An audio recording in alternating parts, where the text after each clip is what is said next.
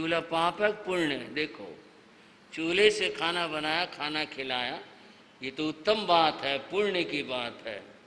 लेकिन चूल्हा जलाया जाता था, चाहे आज की बात हो, चूल्हा जलाया जाता है, लकड़ी के आश्रय से बहुत सारे जीव होते थे, कितना झाड़ लो फिर भी संभावना रहती थी, जीव विराधना होती थी, अग्नि जलाई जाती, जीव विराधना होती। और बहनों, मामला तो आपका है, आपसे सुनकर एक बात कह लेता हूं, ये जो आजकल गैस के चूल्हे हैं, इनमें भी कॉकरोच बहुत सारे घुसे रहते हैं।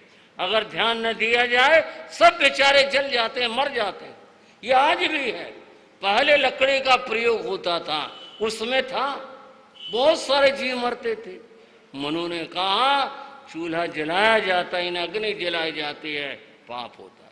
मनु स्वीकार करते हैं इस बात को, ये पाप होता है, इसके बिना काम चल ही नहीं सकता। दूसरी बात मनु ने कही, जहां पानी रखा जाता है वहां जीवोत्पत्ति होती है, मनु कहते हैं, उसके बिना काम नहीं चल सकता। तीसरी बात मनु ने कही, झाड़ू देना। झाड़ू जो है उससे जीवों की विराधना होती है, पर जरूरी भी है। झाड़ू नहीं देंगे तो घर की सफाई कैसे होगी, वो भी आवश्यक है। कितना विवेक से काम कर लो, संभावना रहती है चींटियों की, दूसरे जीवों की। और आजकल तो वाइपर ऐसा है, सबको रगड़ के रख देता, उसमें बचने की संभावना, वाइपर की चपेट में अगर कोई आ गया उसके बचने की कोई संभावना नहीं। झाड़ू से तो फिर भी कोई जीव बच जाए, लेकिन वाइपर से बचना बड़ा मुश्किल होता, बहुत ही कठिन हुआ करता है। मनु कहते हैं झाड़ू जहां दी जाती है जीव विराधना, हिंसा होती है। चौथी बात मनु ने कही इस संदर्भ में, चर्चा के अंदर, वो कही ऊखल। अब आप तो समझ रहे होंगे शायद, नए बच्चे उखल ना समझे, पहले पत्थर का होता था एक ऐसा, और उसमें चीजें कूटी जाती थी, उसका छोटा रूप आज हमाम दस्ता होता है। पहले वो बड़ा होता था, पत्थर का होता था, और एक बहुत मोटा लट्ठा होता था, उससे चीजों को कूटा जाता था, उसको ऊखल कहते हैं।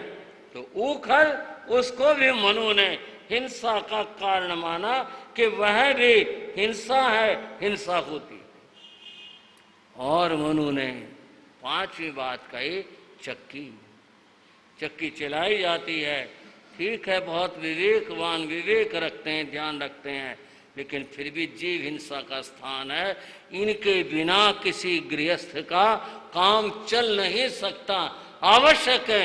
इसलिए मनु ने इनको नित्य पाप कहा। ये तो लगेंगे, गृहस्थ है, होगा, करना पड़ेगा, उसकी मजबूरी है, पर फिर इसका शुद्धिकरण क्या हो। तो मनु ने इसकी शुद्धिकरण की बात कही, वो नित्य कर्तव्य में कही, गृहस्थ को दान देना चाहिए। और क्या, चूल्हे पर जो रोटी बने अपने खाने से पहले वो निकाल कर रख देनी चाहिए। ये वैदिक परंपरा की बात आप कहोगे, अब जैन परंपरा की बात बताओ। जैन परंपरा की तो बता ही रहा हूं, उसकी तो चर्चा करने जा रहा हूं। मैं ये बताना चाहता हूं कि विचार सब जगह पर हुआ है, अपनी अपनी तरह से। जो इनके यहाँ पर बलि कर्म है, हिंसा नहीं, बलि कहते अन्न देना। कैसे, गाय की रोटी, कौवे की रोटी और अतिथि का भोजन करवाना, आदि आदि कार्य ये नित्य पापों के शोधन के लिए, गृहस्थ के लिए आवश्यक है। और इसमें कहा आए हुए साधु को भोजन देना। जो नित्य कर्तव्यों का पालन करता है वह गृहस्थ अपने सारे पापों को धो लेता है, ऐसा होता है। पर ये अपनी समझ है ना, अपनी भावना है ना। किसी की भावना हो तो बात बने, भावना होती है तो दिया जाता है, बिना भावना के तो नहीं दिया जाता। धन्ना सार्थवा खड़ा हो गया, कहा मुनियों से, संतो कुछ ग्रहण कर। संतों ने दृष्टि डाली, सब देखा, संयोग की बात है। जो भी भोजन था वह उनकी मर्यादा के अनुरूप नहीं था, जिसको हम कहते हैं, हमारा शब्द है संगट्टा। क्या शब्द कहा मैंने? संगट्टा। गांव में, प्रदेश में अपने अपनी तरह से बोलते हैं, कहीं इसको संगेटा बोलते हैं, कहीं इसको संगट्टा बोलते हैं, अपने अपनी तरह से बोलते हैं। कई बार पूछा ये संगट्टा होता क्या है? बंधुओ, स्पर्श उसका भाव है, किसी चीज का किसी चीज से छूना, स्पर्शित होना, वह संगट्टा है। यदि सचित वस्तु का, सचित आप समझ रहे हैं, चाहे वो वनस्पति है चाहे वो पानी है, जो सचित वस्तु है, अगर अचित से उसका स्पर्श है तो साधु उस अचित वस्तु को भी नहीं लेंगे, क्योंकि उसके लेने से, देने से, रखने से, व्यापार से, प्रयोग से वह जो सचित है उसमें प्रकंपन होती है, उन जीवों को कष्ट होता है। अतः साधु ये नहीं लेना। योग बना, सारी चीजें कुछ ऐसी थी, मौके की बात होती। संगठा संग साधु तो अपनी मर्यादा से लेगा। एक बार हमें गांव में गए, मैं अपनी बात बता रहा हूं। मैं गया, पूज्य गुरु महाराज थे, उनके चरणों में हम थे, तो आहार के लिए मैं गया। एक ही घर था जैनियों का, तो साधु ऐसा तो है नहीं भी जैनों के इलाते, साधु तो सबके जाते हैं, सबके यहाँ से आहार लेते हैं। वो भाई बहुत भावनाशील था, वो ले गए। उसने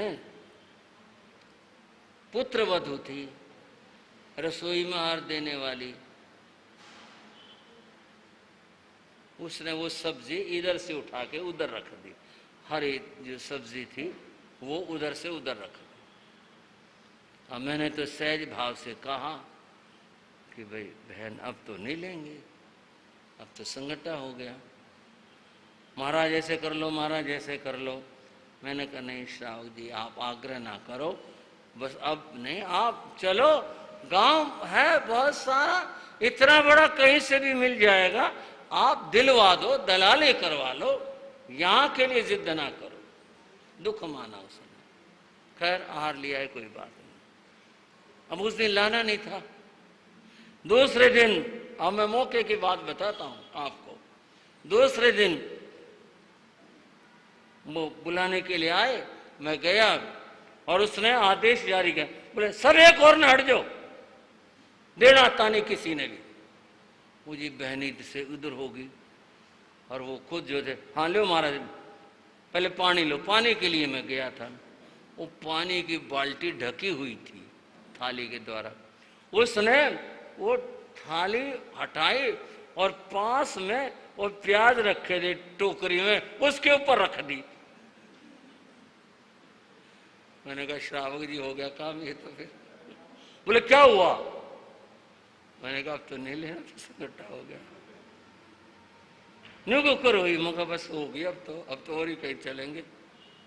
मौके की बात होती है, संयोग की बात होती है। आदमी कई बार कुशलता होशियारी करता है और बात कुछ हो जाती है, हो जाती है। संतों ने कहा भाई ये नहीं लेंगे, ये नहीं लेंगे। आखिर पूरी सारी चीजों के लिए उन्होंने निषेध कर दिया, ये नहीं लेंगे। बोले जी फिर क्या लोगे? कुछ तो बताओ, कुछ तो लो। भावना उत्कृष्ट थी, देना चाहता था। ये ले लो, नहीं भाई इसको मत छूना। ये ले लो, नहीं ये नहीं हाथ लगा।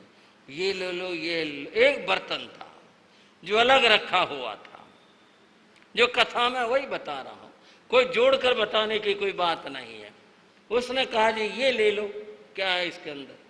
वो अलग रखा था। उसने ढक्कन हटाया, बोले इसमें घी है, घी ले लो।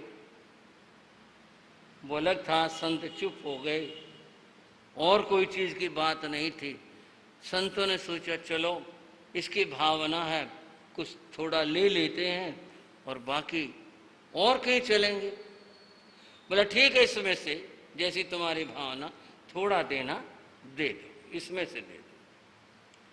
बंधुओं, बीज बोया जाता है, बीज नन्हा सा होता है, लेकिन जो बोया गया वो नन्हा बीज एक दिन आता है जब वृक्षराज बन जाता है। एक नन्ही सी घटना घटने जा रही है और वह है, मुनियों ने कहा सहमति दे, इसमें से दे सकते हो, उसके भावना देने की। और वो क्या सोचता है, चलो संतों ने और तो कुछ लिया नहीं, वो ये नहीं सोच पाया भाई ज्यादा ये देने की चीज नहीं है, थोड़ी दी जाए, पर उसने उत्कृष्ट भावों से कहा महाराज ये लो, मैं थोड़ा इस बात को बल दे करके सुना रहा हूं और बता रहा हूं ये घटना, ये बीज वाली घटना है जो कितना बड़ा वृक्ष बनी है, वो बात समझाने जा रहा हूं। उसने बड़े भावों के साथ घी का दान दिया। हमारे यहां कहा है, देता भावे भावना, देने वाले के मन के अंदर भावना है, ले लो, वो देना चाहता है। लेता करे संतोष, जो लेने वाला है, संत है, वह संतोष भाव को जीता नहीं, इतना नहीं, ज्यादा नहीं। पूज्य गुरु महाराज संघ शास्त्रा शासन सूर्य गुरुदेव श्री रामकृष्ण जी महाराज ने एक जगह अपनी डायरी में लिखा, उनकी पंक्ति है, साधु तेरा यह भिक्षा पात्र तेरे संतोष का प्रतीक है। बंधु और बहनों, गुरु जी ने क्या कहा, ये जो भिक्षा पात्र है ये तेरे संतोष का प्रतीक है, तू इसके भरने के इंतजार मत करना कि भर जाए। अगर भरने के बाद सोच ले फिर संतोष का भाव नहीं रहेगा, तेरे संतोष का प्रतीक नहीं, और नहीं चाहिए भाई, और जरूरत नहीं, बस इतना ही दो, थोड़ा दो। ले देता भावे भावना, लेता करे संतोष, वीर कहे सुन गोये माँ। खुद महावीर कहते हैं, गौतम सुनो दोनों जावे मोक्ष। इसकी देने की भावना वह है और लेने वाले के मन में संतोष है, ये दोनों ही कहाँ जाते हैं, मोक्ष में जाते हैं। उसने भावों से बंधुओं घी का दान किया, इसकी भावना थी। देने की भावना जब प्रबल होती है तो बंधुओं पूर्ण और उत्कृष्ट भावना हो तो निर्जरा होती है, और निर्जरा भीतर में घटने वाली एक ऐसी प्रक्रिया है जिसमें जन्म और, समझ लो, जन्म और जन्मांतरों के जो कर्म है वो नष्ट हो जाते हैं, उसको निर्जरा कहते हैं। इसमें बड़ा कुछ होता है, हम नहीं जान पाते, इसको सर्वज्ञ जानते हैं। उस समय क्या होता है, यहाँ वो प्रक्रिया घटित हुए, किसमें घटित हुई, धन्नासार्थ वहां में घटित हुई, और भीतर उसके ऐसा भाव आया, इतनी श्रद्धा आई, इतनी भावना आई, आज मैं धन्य हूँ जो संत यहाँ जंगल में इस जगह पर और आ गए और मुझे मौका मिला, वो बड़े भावना से देता है। और बंधुओं इतना उत्कृष्ट भाव आया, इतने उसके कर्मों के निर्जरा हुई, उस व्यक्ति के, उस दाता के उन भावों के कारण से उसके मिथ्यात्व मोह कर्म नष्ट हुआ, और उस व्यक्ति को, उस आत्मा को सम्यक्त के उपलब्धि हुए, सम्यक्त प्राप्त हुई। और प्रेम के साथ बोलेंगे, बोलो ऋषभदेव भगवान के। ये हुई बात, यहां हुआ उस बीज का आरोपण। वह क्या कि सम्यक्त का स्पर्श आगमन उस व्यक्ति की आत्मा में हुआ, वह आत्मा सम्यक्त हो गई, वह आत्मा कृष्ण पक्ष से अंधेरे से उजाले में आ गई, शुक्ल पक्ष में आ गई। इतनी बड़ी बात हो गई उसके भीतर के अंदर, बाहर में वो नहीं देख रहा पर उसके भीतर में घटित हो गई। हमारी एक छोटी सी क्रिया भी कितनी बड़ी फलदायिनी हो जाती है केवल भावों के द्वारा। भावों की बात, कथा तो मैंने आगे बढ़ानी है, पर भावों की बात बताता हूं आपको बीच में। हरियाणा में एक गांव है दनोदा। मां सती जी बहन महाराज पधारे दनोदा, तो आपके पड़ोस का गांव है। दनोदा में पूज्य गुरु महाराज योगीराज जी, तपस्वी श्री फकीर चंद जी महाराज, आदि आदि संत मुनिराज, 14-15 संत, ज्यादा भी हो सकते हैं, वहां संयोग था, पधारे। गांव में बड़ी चहल पहल, भाई महाराज आए, साधु आए, बड़ी चहल पहल। अब साधु आए तो हर को भी जाएंगे ही। दनोदा में एक भाई था, जमींदार भाई, संतों का प्रेमी था, उसको बड़ा लगाव था संतों से। जब संत गांव में आते तो उसकी ये भावना रहती, पहले संतों को आहार दिलवा लाऊं गांव में से, बाद में भोजन करूं, ये उसकी भावना रहती। वह आया, संतों से बोला महाराज आहार के लिए चलो। संतों को जाना था, चल भाई। उसने कहा जी मेरा भी ध्यान रखना। बोले भाई ठीक है, जैसा मौका होगा, वादा कुछ नहीं इस बात का, जैसी स्थिति होगी। चल पड़े। वह गली गली लेके गया। उसने विशुद्ध मन से, शुभ भावों से मन में एक संकल्प कर लिया। बोले घर से, हमारे यहाँ से अगर संत आहार पानी को आ जाए, कुछ ले ले तो मैं भोजन करूं, अन्यथा आज भोजन नहीं करूंगा। ये भावना की बात थी, उसने ये मन में धारणा कर ली।